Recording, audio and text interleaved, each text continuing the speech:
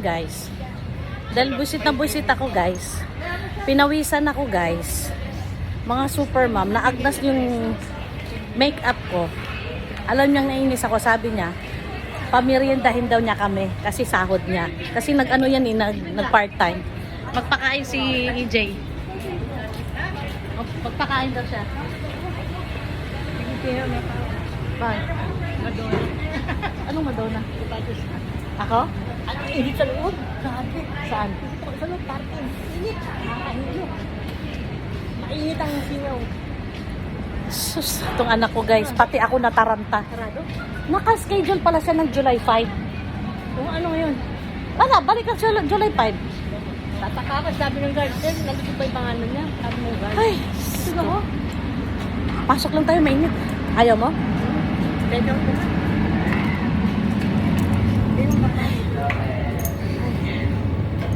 Pakainin niya kami ng Subway guys. Sus, grabe ang pawis ko. Ito talaga tong anak ko to. Naagnas ang makeup ko sa kakataranta niya. Whew. Ayan.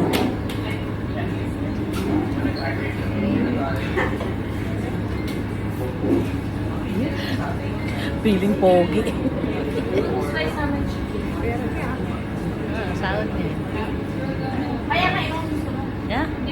Dahil alam niya inis ako sa kanya, biglang nang libre. Gusto lang natin. Ha? Take out. Bakit take out? Oo, nandito na. Sandali lang, palamig muna tayo, ang init-init sa labas. So guys, see you on July 5. Bye, thank you for watching.